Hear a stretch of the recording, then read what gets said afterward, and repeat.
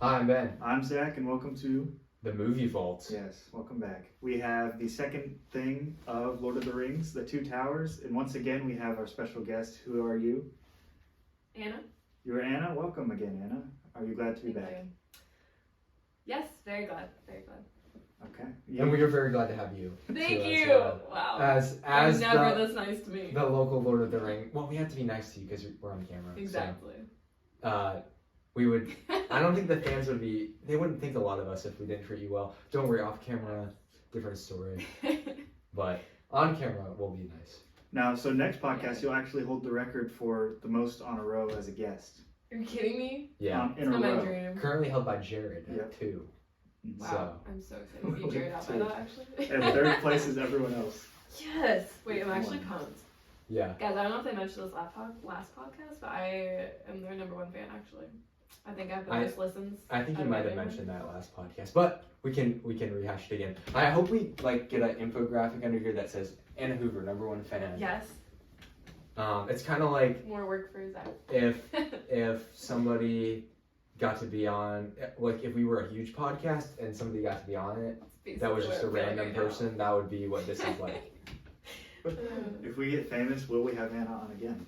Maybe. Ooh, that's a good question. I think we would for nostalgia's sake. We might have Elijah Wood on. Oh my goodness. Not.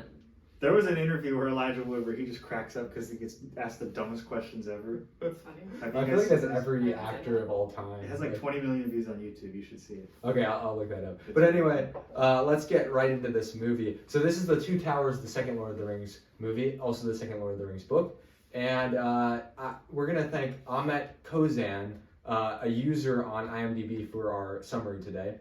Sauron's forces increase, his allies grow. The ringwraiths return in even more frightening form.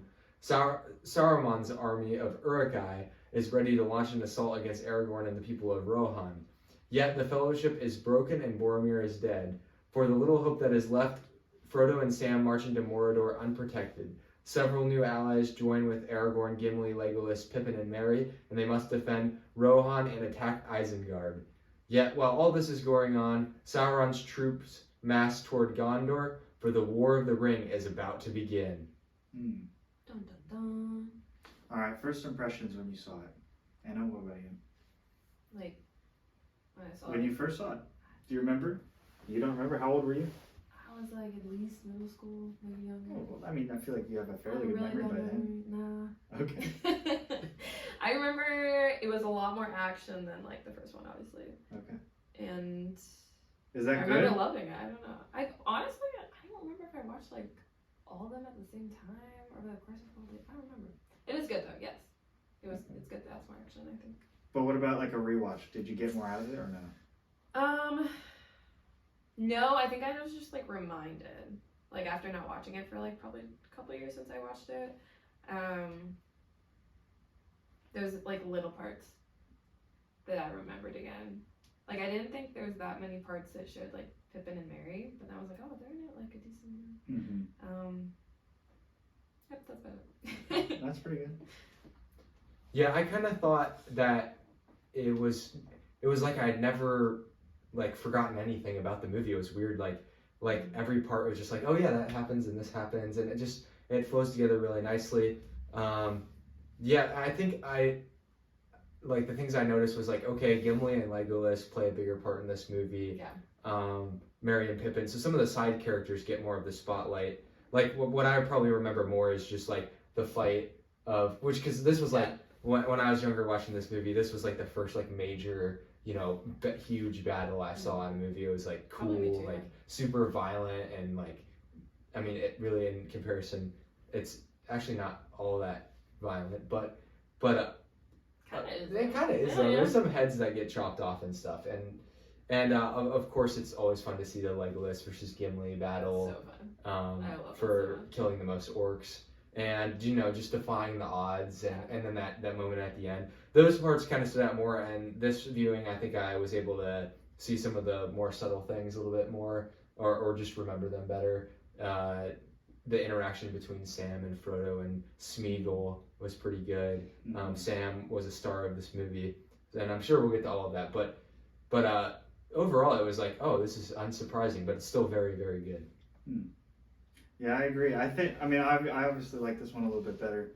I think the action was it was a good addition. There was a lot more action, but I think the part that I liked more was you're kind of getting into the actual character arcs of each of the, characters rather than being introduced to them and going on to see like who they are, what's the situation, building the world. You're actually starting to get to see like, oh, Aragorn has a love interest. He's kind of conflicted about which love interest. Frodo is actually getting overtaken by the ring. Sam is trying to stop him from that. Gandalf kind of has a story arc, but I can't think of it. And even Merry and Pippin have their own story arc of like standing up to the Ents, and so it's just kind of cool to see all these different story arcs take place, and that's kind of why I like movies in general, probably.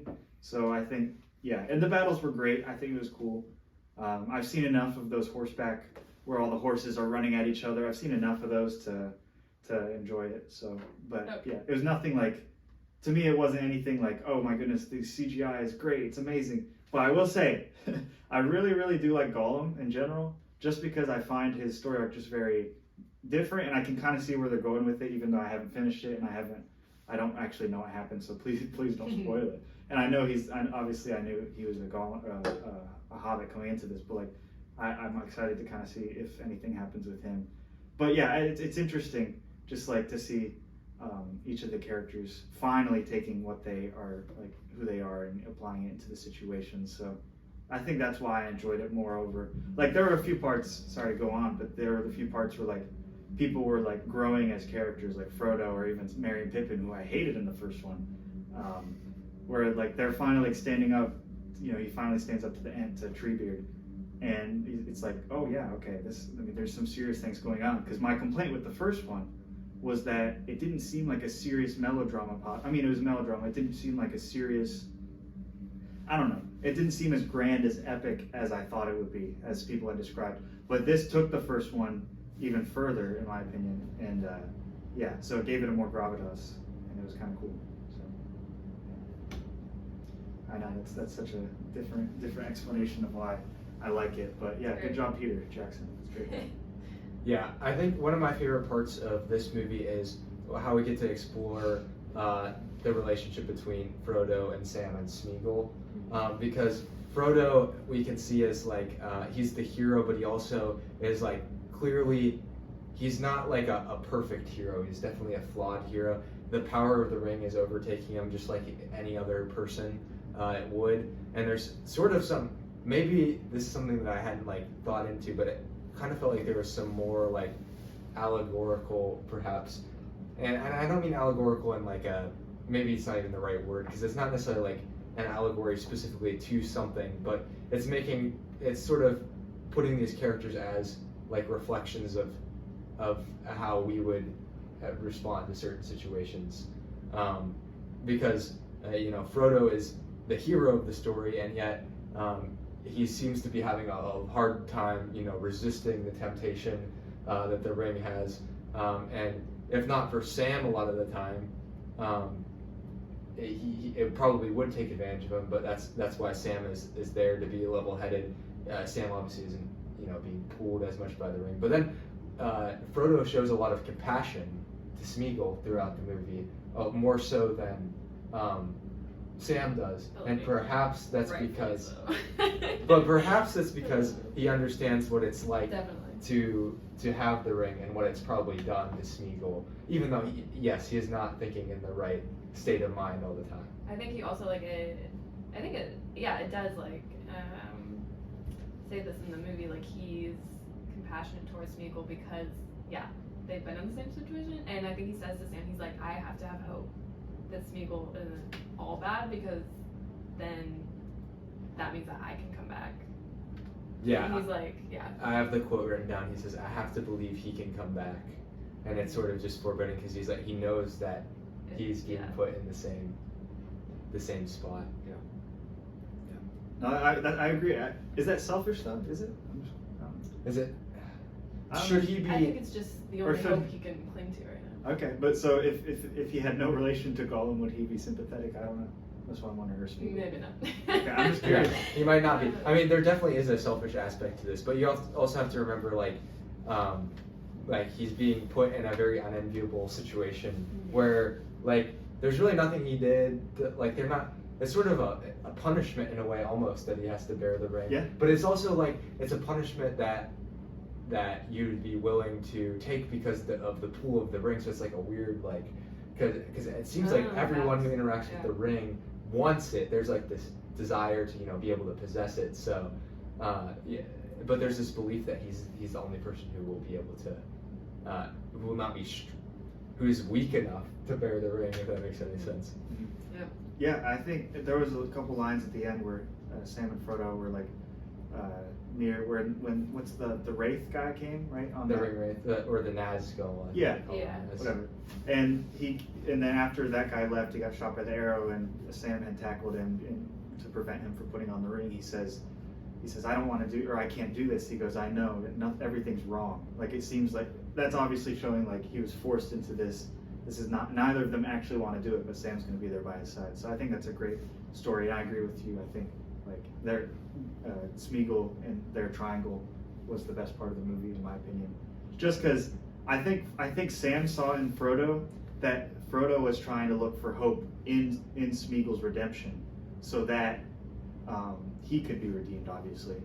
And I think Sam saw that as like not selfish necessarily, but like he has a bias towards Smeagol. So it's not necessarily that Smeagol's bad, it's that Frodo can't be the person to trust, that Sam has to be the one to make sure that Frodo doesn't get into trouble. Blinded, So yeah, he's definitely not looking at things clearly. So yeah, I saw that as a pretty dynamic trio right there. And it's just odd because like I always looked at Gollum like I had this Lord of the Rings Lego set growing up, and I saw Gollum and I always thought he was like this one-off bad guy that they just fight in a cave and that's it. But he's a very complex character. Yes. And I know someone like I'm not gonna lie, I'm sorry again for going on, but there's like when he goes back and forth talking to himself. I'm not sorry. It's kind of, some parts are a little cringy, but I sympathize with that. Like he's like, because that's like an inner thought, and I know it's probably two different people that are actually inside of him. One of them's the one that desires the ring, the other one's actually him.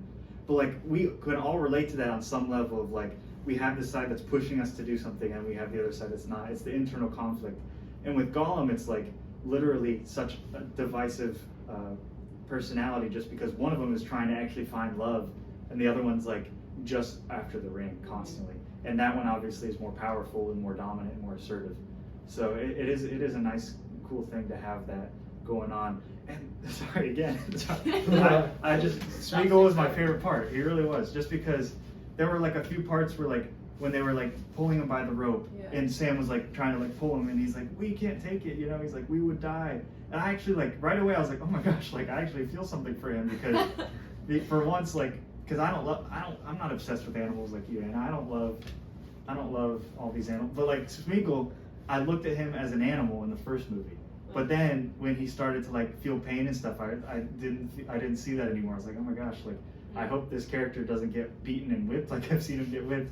And that's what you do with the character that you want people. If you're writing a movie or a book, just make them get punished, and then you can make people like them. Yeah. So sorry. That's good. Yeah. We also mentioned I love bringing up the memes that were created from these movies. The one where it's like Smeagol and Gollum fighting. Yeah. He's like, you don't have any friends. No one likes you. That was my favorite thing growing up. Anyone know the app Dub Smash? No. Yes. I don't.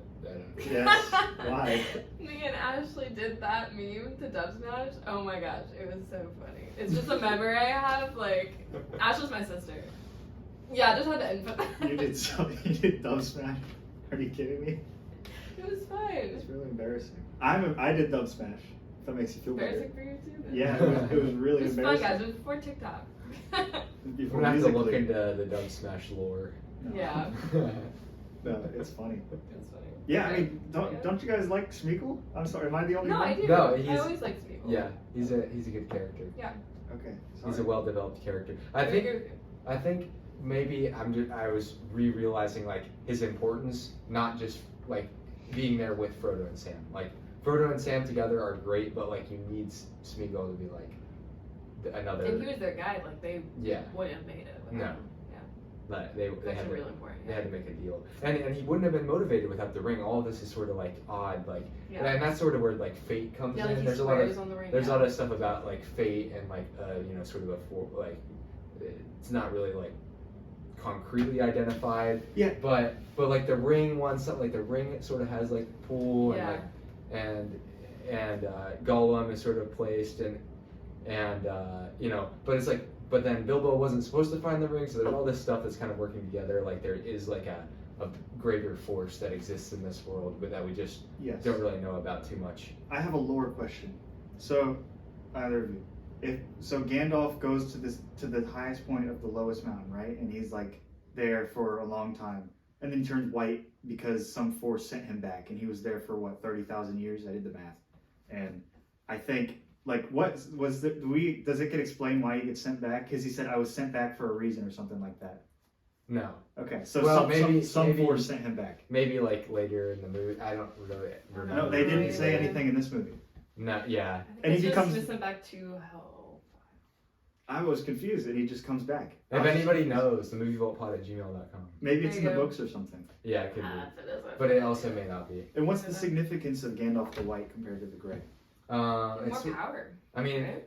Gandalf the White is like the only like sort of symbolic resurrection type. Definitely. That's what I was Figure. thinking. He was like the Jesus of this movie. But he's No, not because okay, he's definitely not yeah. perfect. No, Like, I was reading something and it was like, since like, yeah, Tolkien has like Christian background or Catholic, I don't know, but there's like no actual like Christ one figure in this movie, and he didn't mean it to be. Apparently, he meant it not to be at all like allegorical to like Christ, but obviously like it's just gonna happen. I don't know, but it's like Gandalf, Frodo, and then Aragorn are all like Christ-like figures in their own in ways. their own way, because There's they're all not like one. yeah. But They're there's all the like- center of the story. Because Aragorn's arc, which we haven't really touched on at all, is, and I think honestly, Aragorn's arc really has barely begun. Yeah, it's mainly the third movie. Yeah. So, which will become very obvious to you, but we won't tell you why. But Aragorn is, the heir to the throne of Gondor. So it's like hinted that he's a very important figure, and he takes on sort of more of a leadership role in this movie in terms of, but he still doesn't have like full control because we are introduced to Theoden, the king of Rohan. And Rohan is a different kingdom of humans aside from Gondor. And it's Saruman's first, like he's trying to attack. They're trying to get rid of the men, the human population. Did they explain why they're trying to get rid of him? Is it just They just hate him. they just hate him? It's just like war. Why Sauron's trying to kill them? No, Saruman. So Saruman is sort of positioned with Sauron, but also against him, because I think he wants the ring too. Probably. I don't know, because he's not exactly like aligned with. No, he wants the ring to give to Sauron because the ring and Sauron are trying to get Yeah. reconnected. Yeah, But no, I he was does. saying Sauron wants to kill man. Like they stated that at the beginning Yeah. of the first movie. Yeah. So that would be why Saruman would want to too, if he's Yeah. aligned with Sauron. Yeah. So that's Isengard. Isengard is Saruman. Mordor is Sauron. Which, why did they have to name them so similar I names? know. What Tolkien, what are you doing? in the VeggieTales version, it's like Scary Man. I think, I don't know. I had to Is read the it? VeggieTales version into it. I've never. It's pretty funny because it actually like rips off the book like quite The a Lord of bit. the Beans. Yeah, Lord of the Beans. It's Oh, like yes. a complete rip off of the Lord of the Rings. I've seen it. It's funny. It's funny. VeggieTales always a great pop culture reference show, surprisingly. Yeah.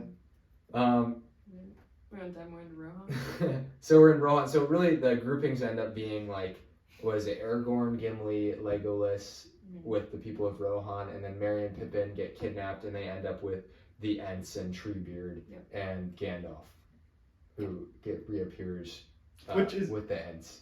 First of all, the first time you meet Treebeard, there's like, oh, it's a tree. He says, I'm not a tree, but his name's Treebeard. I'm so confused. He's He's got an a tree ant. beard, but he's an ant. Yeah. Yeah, but that's his name. It's It's his like, name. That's fine. Your name's Zachary, not Ace.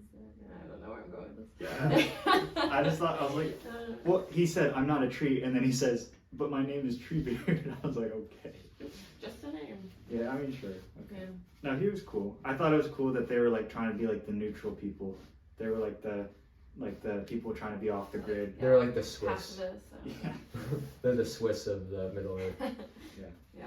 Then- But then they go wild. Like, Yeah, because they kill all those orcs. It was great. Like, That was, I think, my favorite battle scene. yeah, because Sauron is like killing off the forest, right? So Yeah. there's like He's like, I used to incentive. be friends with these trees since they were saplings. I mean, murder and killing and sending orcs to conquer lands, but deforestation. That's what where pushes it them gets over them. the edge. well, it's because they literally are. I mean, I it know. hits closer to home when you are not a tree, but something that's like a tree that is in the forest and Tree gets killed killer. by Sauron. Yeah.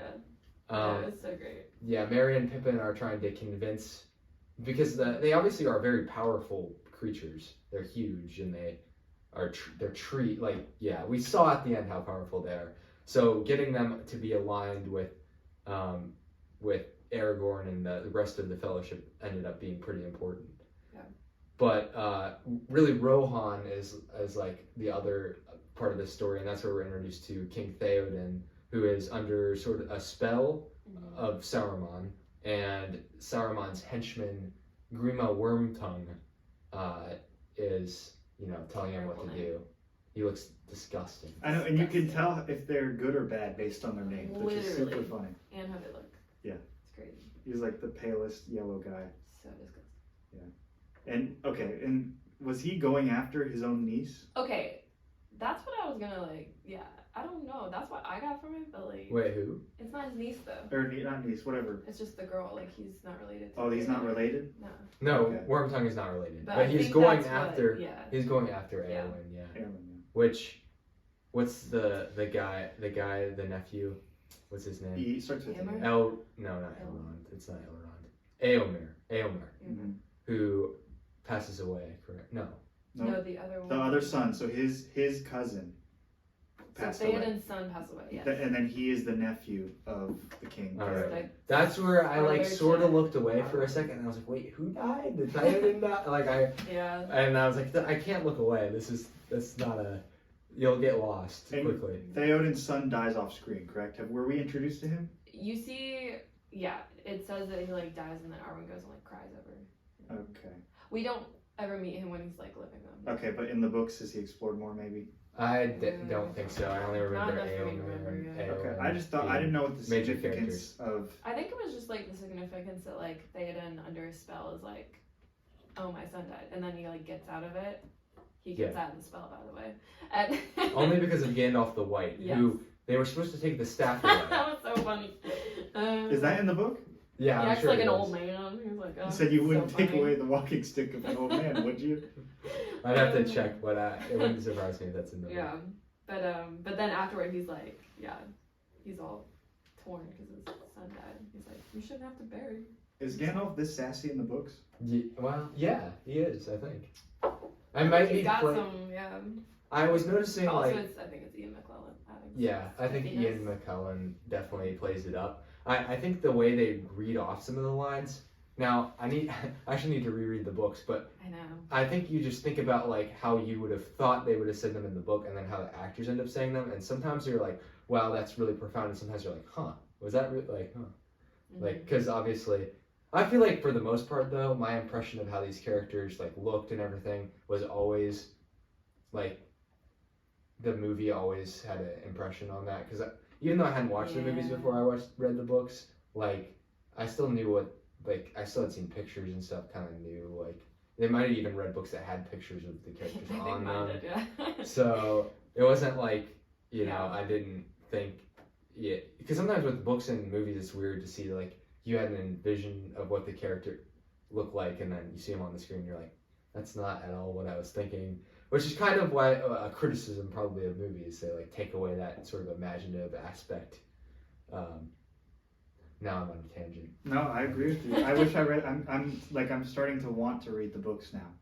Yeah. Of course, I'm at negative time Yeah, right don't now talk in about my life. No. But it's I would love to actually dive deep into different characters, especially Gandalf. Mhm. He's Yeah, I think it Gandalf's definitely good. does. Yeah, it explores Gandalf more. And he talks as if all these big things happen that I don't know about. You know what I mean? Yeah. He's from the fates of something something and the battle of blah blah blah, and with the power of something in the, I don't know, and he's like talking about all these extra things that aren't in the movie. I'm like, well, I kind of want to know what that is. Yeah, the one thing about the books though that you'll find is that there's a lot more like poetry and song, and that's what's cut out of it. Like it's like imagine reading like what is it, Beowulf? Have you ever read Beowulf? It's in Old English. I don't know whether it's a fable or it's a story in Old English, and it's just like in poetry form, the whole story. I had to read it in high school. And so that's kind of like Tolkien's really influenced by that. So he basically like invented this whole world so that he could like do stuff like make poetry. He's really a nerd, so that's why like he made a story so he could have an excuse to do all of that stuff. You can do it.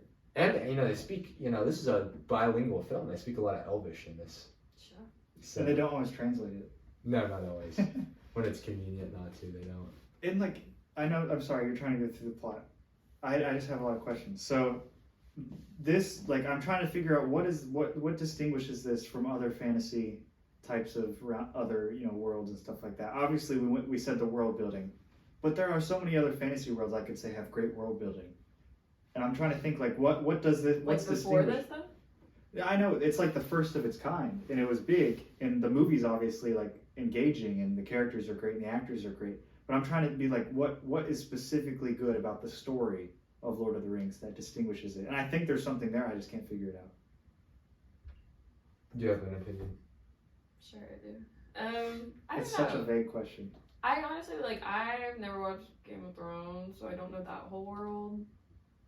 Because I know that's similar, right? Oh yeah, I mean, that's what people relate it to. It's very similar. Yeah. I'm seeing so many similarities. So not knowing that, I can't tell you what's different. This is it for me. I mean, what you don't have any other fantasy worlds that you've invested your time in, I guess? Give me some examples. I don't know. Well, I mean, it's like Star Wars, right? Sure. Or Star Wars, because those are galaxies. But there's one Middle Earth. The thing about Star Wars is it is like a similar story, but it's way less cohesive because there was more than one. Yeah. Like there was George Lucas, but eventually there came to be so many people associated with it, and it became so huge. Like it's such a massive universe that like Tolkien had complete control over his work. He created the entire world. He was able to keep it consistent, and he built a lot of things like around it. And instead of trying to make it like, his goal definitely was not like to entertain. This was like a personal project. So most of the other books associated with the Lord of the Rings, which I don't think there's really that many aside from the Silmarillion and the Hobbit and maybe the Children of Hurin, which I read most of and was kind of boring. And there's some other, assorted stories, but they're mostly like just built to as like a history of the world more so than they're like a narrative. So it just seems like there's a lot of depth to how the world is assembled, and there's just a lot of care. But I always come back to like, it seems like this is the best just because it is like the footprint. Like I've seen genres broken into like primitive, classical, revisionist, and parody. So I learned that in my movie class this semester. So I learned something. This would be the classical work, I think. I mean, there might be something else that's before it, but that would be primitive, right? I mean, no, because most of the other stuff is like not like built completely from scratch, right? It's like based on like things that actually happen, or like loose tales or like fables, instead of being like a built from scratch entire world. I mean, it might be, I think the building from scratch might be classical, but don't you think like this type of fantasy realm has there's definitely things before Lord of the Rings that existed, where it's like knights and castles and orcs and elves and dwarves and everything. Yeah, I mean, because where did he get all this stuff? It was from like the Old English folklore. Yes, so he definitely drew a lot. So it might be parody. A lot of. I don't think it's parody though, because it's not trying to make a statement. Like maybe it's revisionist, perhaps. Okay. Like it's revising like how you do the genre, but because I think parody would have much more of a like a self-awareness or like a humor related to like how goofy it is that like we're making our own language and doing all this stuff that's like and that we're getting invested into this in the first place because it's not even real. So I don't think it really falls into parody. I'm trying to think of what is there like fantasy parody? I'm sure there is, but I can't think of anything like off the top of my head.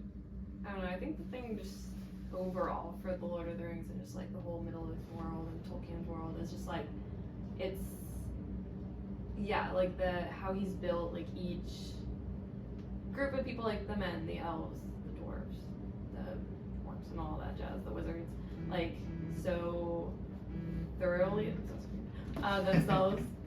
But then like in these movies specifically, it's all about like the fellowship, you know, like they need every group of people. And at first they're like, like Rohan is like, nah, elves won't help us, and then the elves come, by the way.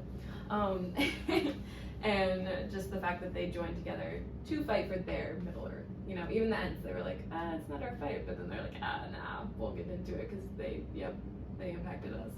So I think that's part of it for me that's like special. It's like they each have their own worlds within Middle Earth, but then they come together in their own way. Even like the little hobbits. And it's such like it's so divided out. Like it's very like this is evil. We know exactly what evil is, and this is good. That's exactly what is good. It's not like there's any other than the Ents. There's no like in between. It's like, but there's a lot of I guess there are some politics like Rohan being like, well, we gotta defend ourselves by going to Helm's Deep. People not working with each other. The elves having to be like, okay, we're actually going to align with men now. We think it's like we did a long time ago, but we haven't in a while. Yeah, and I think that's kind of where Game of Thrones got its inspiration, because Game of Thrones is all about politics between kingdoms and clans and tribes and stuff, in a land, Westeros, which is very similar to whatever you call this. I don't know what you call this land. Like, I don't know what the whole land. Oh, the whole land's Middle Earth. Yeah, sure. Sorry, but yeah, but I mean, I guess we did have a few new characters in this. What is it, Faramir? Faramir. Yeah, he's Boromir's brother. Yeah, and they both kind of suck. Yep. Because Faramir wants the ring, correct? Faramir, he wanted the ring, but he didn't really trust what Frodo was doing, so he kind of kept him captive until he could actually trust him. But can you really blame him though? No, that's why I didn't blame him. Yeah, I don't think I would. Because I was like, Boromir was like a little bit more like he knew what was going on. Boromir tried to kill him. He tried to kill him. Yeah. Faramir just kept him captive because he said, "This guy has the ring. Can I trust him? Is he actually going to dispose of it properly?" Which is a fair thing. No, he kept him so that he could use the ring for Gondor's sake. Yeah, he did. Did he have a? He did. I think that's noble though. He didn't want him to destroy the ring. Yeah, but he wasn't being called to the ring. He was trying to do it out of logic. He wasn't doing it. Because he had no like. The defense term is that he didn't like have any like background information, right? He other than Boromir went to see these people and Boromir died, which is like how'd that happen? You know, he was like, well, I was hoping I would find out how Boromir died from somebody who was in his company, which Frodo was like, I don't know how that happened if I escaped from him trying to kill me. Yeah. But he was definitely he'll be a character we'll see more of through the next movies. Something interesting though, so another character we just talked about this new is Theoden, who's the king, right? Mm-hmm. So apparently he wasn't possessed in the books, but he was just depressed, and Wormtongue was like influencing him. That might have been something they changed to be more cinematic, right? Or to make him more redeemable.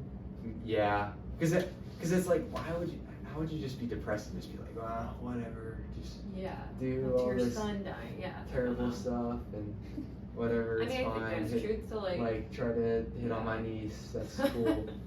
Yeah, like I don't think that Saruman was like possessing, like actively possessing him the whole time, like he was at the end when Gandalf was drawing him out. So I think there's truth to like Wormtongue, whatever, would like guide him when Saruman was like just kind of absent from his mind. If that makes I don't know how this possession thing works with wizards, but it seems like kind of. There's a lot of stuff we don't know about how it works with the wizards. Because Gandalf and and Saruman are not the only wizards that exist. No. There's a brown one from The Hobbit. I forget what his name is. Yeah. I think him. He I was think fun. they in the Hobbit movies they really they take more from the background stuff that Maybe. well I've actually never watched The Hobbit, but from what I've heard they What? take Next up, maybe. they take like what was in the book, like reference a little bit, and they really expand upon it because they had to make it 3 movies. So in order to do that, you have to add a little bit. So they explore some of that other like how wizards work, like what the function, because there's like a council or something like Yeah. that. And Saruman was like Which at the Gandalf, top because we yeah. see in the first movie how much Gandalf respected Saruman. He And said now he's it's, the wisest of the wizards. yeah, and so now it's like Gandalf has taken over Saruman's former position because he hasn't become corrupted. And when he was glowing, I was like, that's totally Gandalf. I was like, that's not Saruman. There's Yeah. there's no way it's I Saruman. know. I was like, they wouldn't be building it up if it wasn't. It would have been funny if it was some random person you've ever met. It's like it's like Chris Rock. Yeah. Hey guys. Yeah, no, I mean, I do think that you're right though. I think you mentioned that there's a cohesiveness to the movie that makes it stand out above other fantasy films or worlds. So I think you're right. Yeah, Tolkien made this world. It's very like tight knit. Everything is just like comes to an end, and all the characters are accounted for. Whereas obviously Star Wars, Marvel, all these bigger world building enterprises aren't as focused. So yeah, I think that's a big part of it. I'm reading some of these changes though. I mean, it does seem like the books would just be very different in general. Like the stories would just be like that. Apparently the trees didn't even argue with Merry and Pippin in the books, and they just went with them. It was like a one page thing. It wasn't like a whole trying to convince them. It's just, Honestly, don't remember. and it's like you really do have to change story arcs like to get to fit it into a film format. So I'm just curious. I would love to read the books and review these one day, but. And then I know there's a character, was it Shelob, that they say that they're not going to introduce Yeah, to the third he was film? in the second book technically, but Yeah. he was probably towards the end, so they Is were. it Shelob or Shelob? I think Shelob, but Okay. I don't know that I've ever heard it actually pronounced. But Shelob is referenced by Gollum at the end of the Yes. movie. Yes. Yeah. And I have the Lego set for that. Was it the Lego set you had? The Gollum giant one? spider? Because No. Gollum was in that one, I think. No, I had the one in the cave with the ring and Bilbo. Oh, that might have been a Hobbit Oh, set. yeah. It was a Hobbit set. Yeah. But it was So- I just think I kind had of that one too. He might have had that one too, because I can't remember. Lego Lord of the Rings was awesome. I had so from the first movie, I had the like when the ring wraiths attacked them in that like old fort thing. I had that set, and it was cool. It like opened up. It's probably like destroyed somewhere now. Wish I would have like meticulously saved my Lego sets, but now they're all destroyed. So. No one I knew. I had a really cool like Star Wars like jet with like Kit Fisto in it. It was like huge. Never probably gonna be built again Oh my because God. it's destroyed. Because at one point I was like, it'd be cool to take apart my sets and build stuff, which it's like that's never gonna be cool because I'm never gonna build anything as good. Anyway, Okay. just mad at my 10-year-old self or whatever. No, but I'm looking right now, Ben. I think you're right. So in the book, Saruman doesn't necessarily say that he's Sauron's servant, but in the movies they changed it. Well, I don't know if he even like says he's a servant. He's just like, yeah, we can't beat this guy. Well, they depict him as because the eye's at the top of the tower, and he's like literally trying to do the plans of Sauron. But The eye's not at the top of his tower. I got that wrong. But they depict him as trying to present himself outright as his servant, though. I think that there are some references to him. It's seeming like he was trying to do that. So yeah, I would agree with that.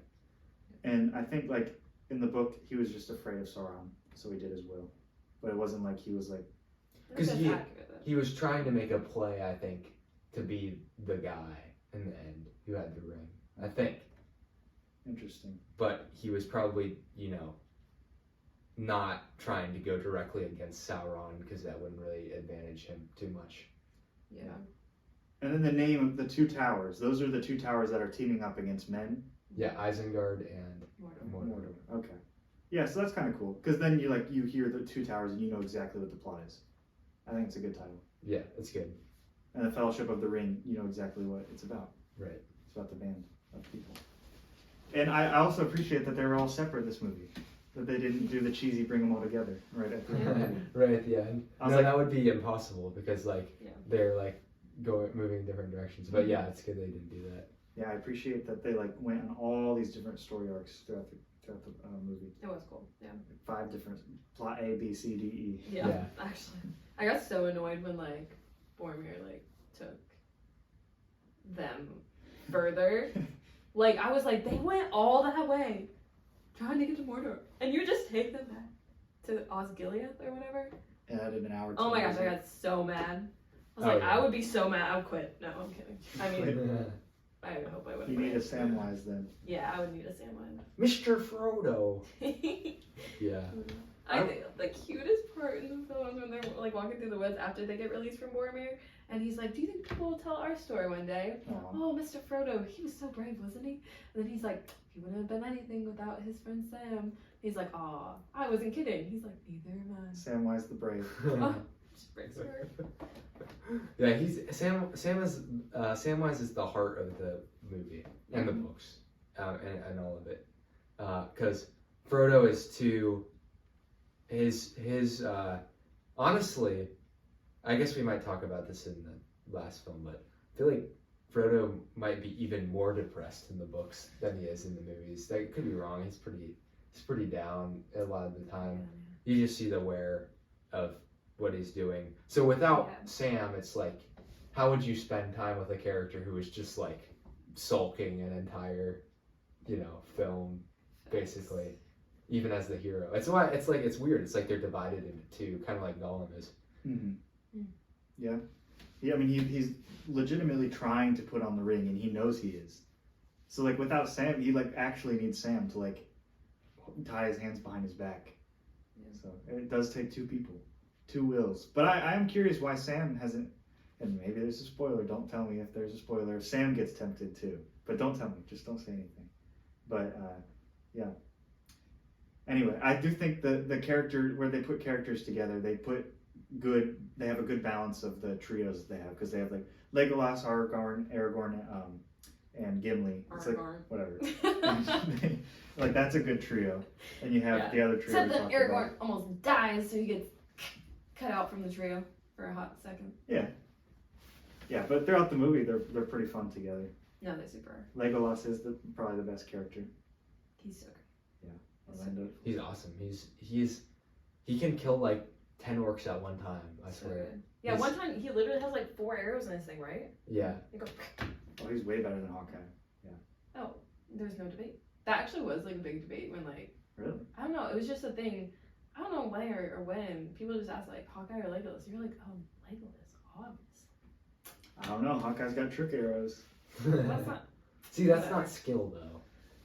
It's He technology. does make them though. We learned that in And the Iron Man. his series. What about Iron Man, that's tech. You know one arc that they didn't have in this movie? No. The arc of needing insurance. Ah, And Cancel. nobody need. Well, they could have. Yeah, Helm's Deep could have had some insurance, Oh, yeah. possibly.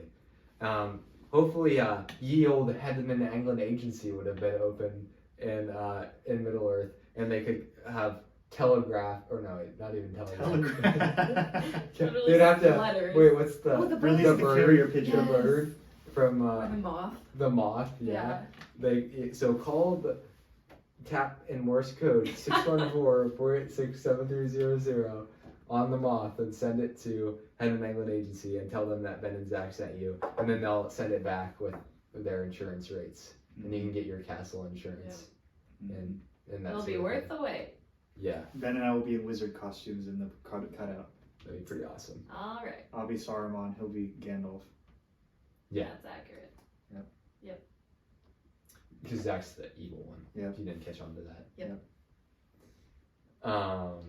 Hey, I don't. Please as don't far, make an edit of as- that right now. as far as I know, I don't know who wins. So All right. we'll see. We'll find out. I mean, I'm assuming they both die. To be honest. What? I'm assuming that they both die. All right. But yeah. Well, like get This over is it, a die. perspective. You gotta hold on He's to gonna this die because again? this is a perspective. Well, he came back. Maybe they didn't need him anymore. I don't know. It's Alright. possible, I guess. I don't know. Ian McKellen always dies in his movies. I'm just expecting. Okay, what else is Ian McKellen in? Because I feel like you guys have both Magneto. referenced. He's Magneto. an X-Men. Oh, okay, I haven't watched X-Men. That's why.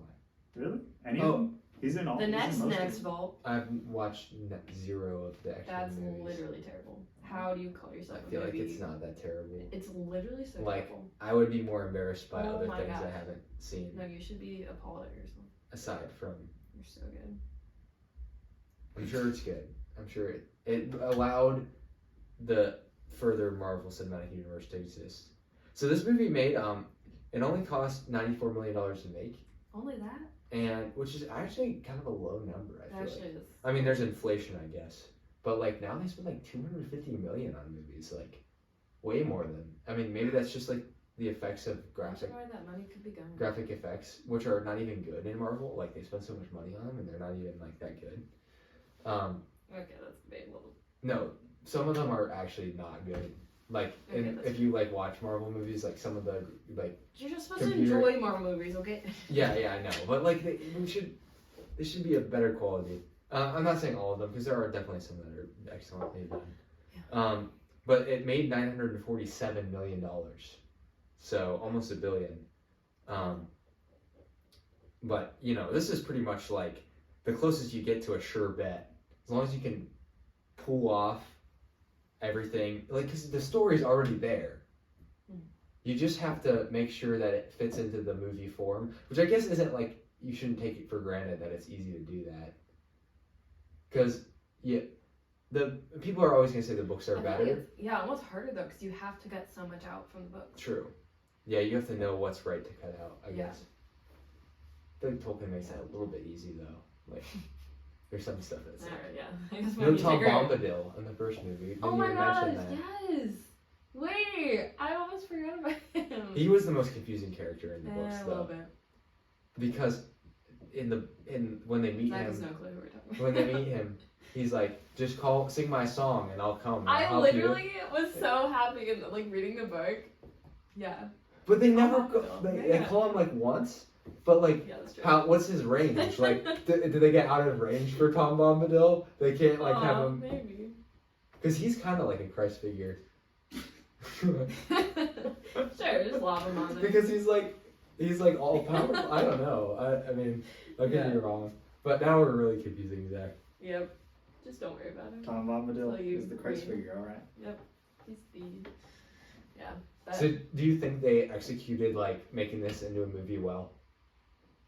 That might be a dumb question. I approve. You approve. A lot of times, book fans are really hard to please. But it's probably because like basing a movie off of a book is It's just like, it's a little tacky sometimes. yeah, you're going up a hill anyway. Theoretically, it's like an easier route because you don't have to come up with the concept, so it doesn't always work. You've got so much pressure. They're sometimes very controversial too, like The Shining, which people love, but people who like the book The Shining didn't like the movie, including Stephen King, who disowned it. Oh. So, but Tolkien wasn't alive. He sold the rights. I forget when, but he did. Let's see. There was also an animated Lord of the Rings, but I think they only made it to like the second movie before they ran out of money. That was like in the 80s. Let's see. The all-time best computer generated. I think it had Gollum as number 3. Characters. Best CG characters. Yeah, Yeah, Gollum's great. it's just interesting. Yes, Gollum.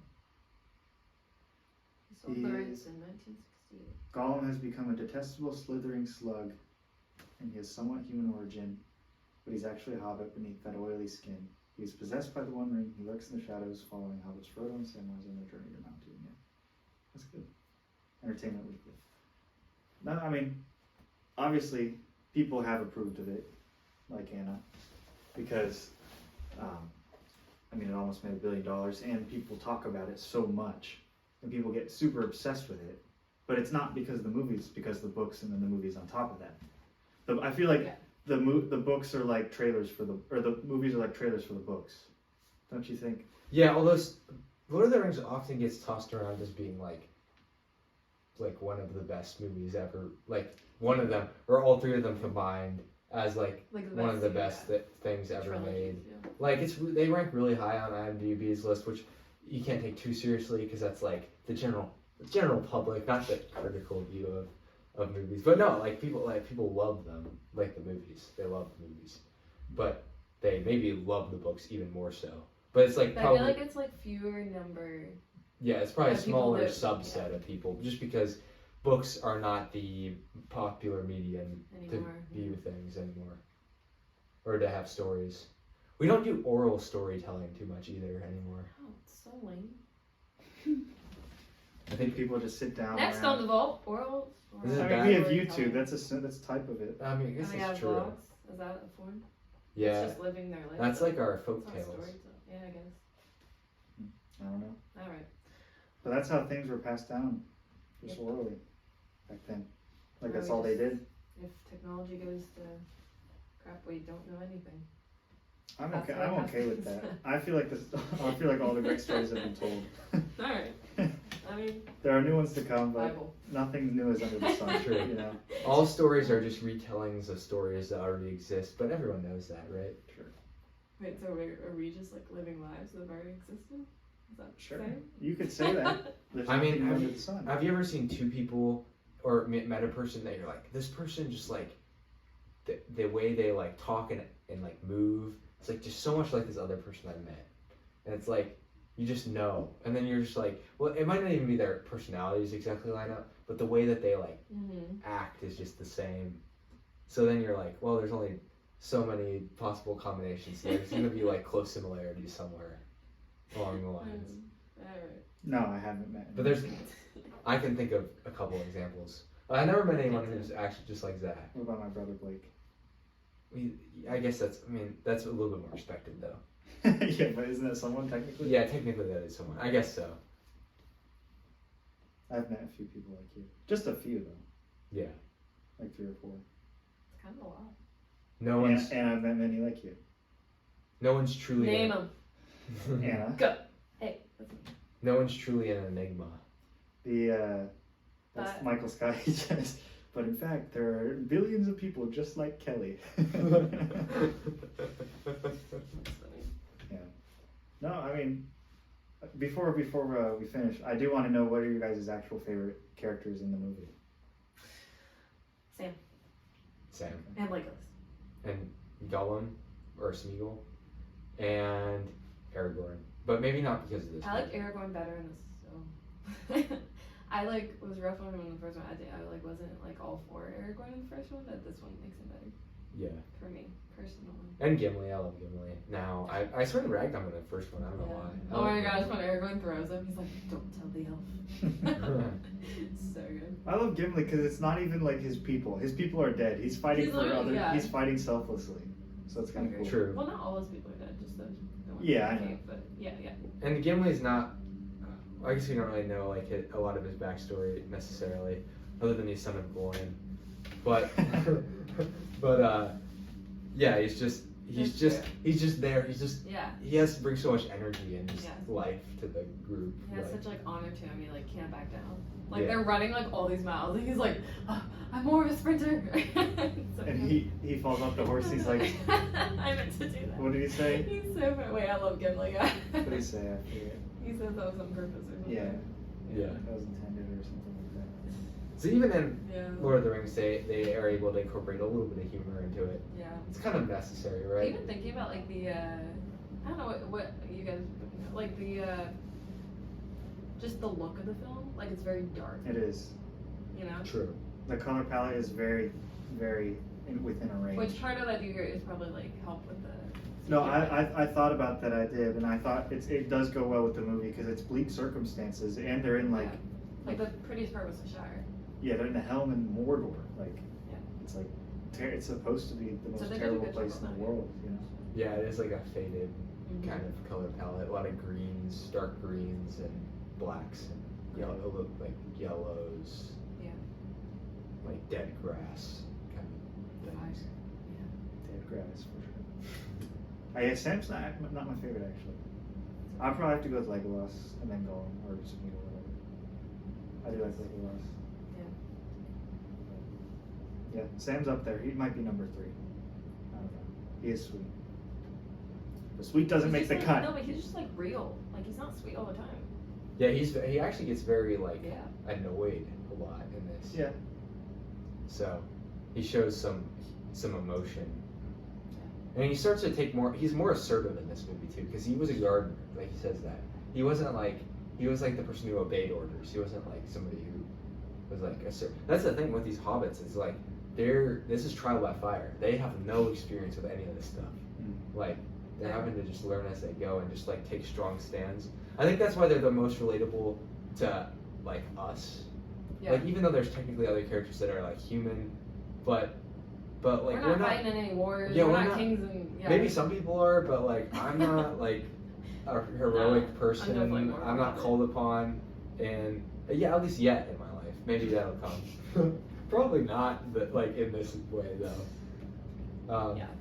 And so it's like the the classic like people who they don't seem like they bring a lot to the table, but they're called upon to do quite a bit. So. Yeah. And it's not even that they're like able to; it's the like the heart that they bring. Like ultimately, they need a lot of assistance to do what they are actually called to do, but it's their willingness to not give up. Yeah. It's what we do with the time that we have been given, right? Right. Facts. Yes. So maybe I'll close the podcast. Well, let me allow any final thoughts that you two have about this movie.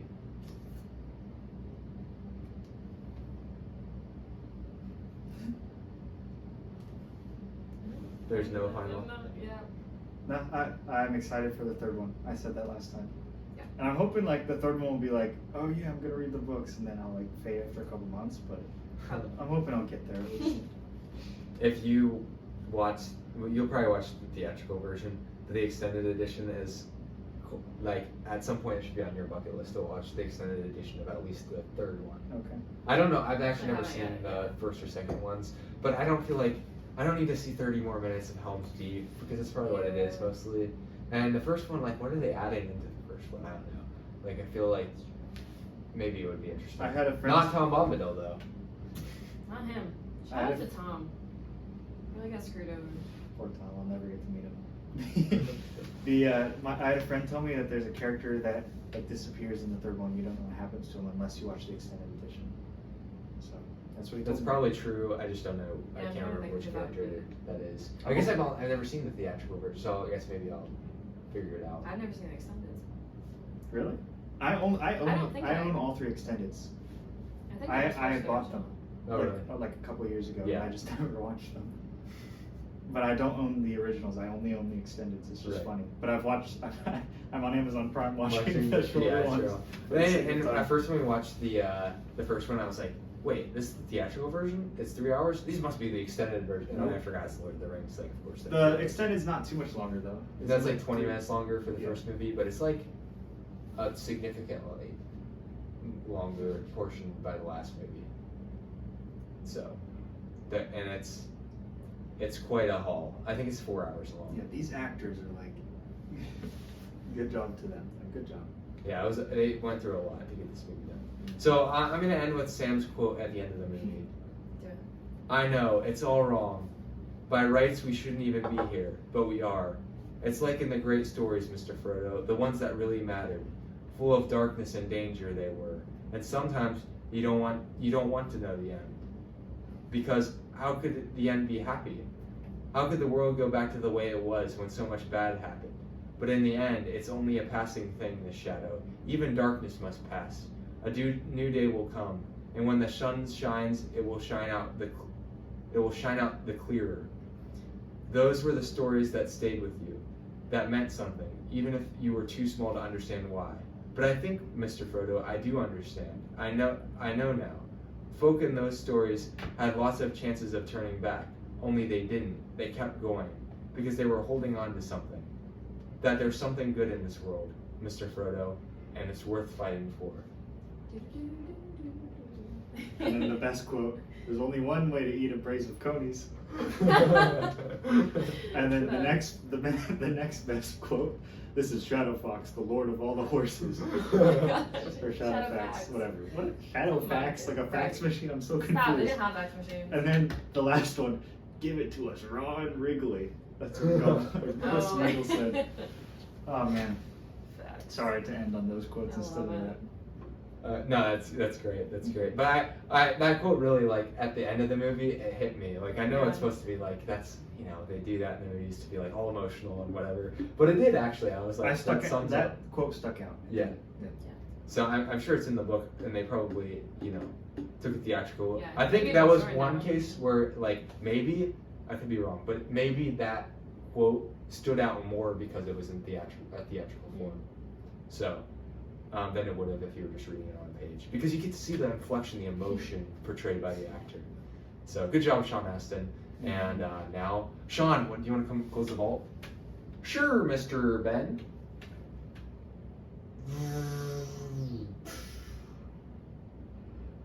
Flying fools. That'll be great. When I die, Something doesn't work when you're on video. yeah, when I die, I want to say that.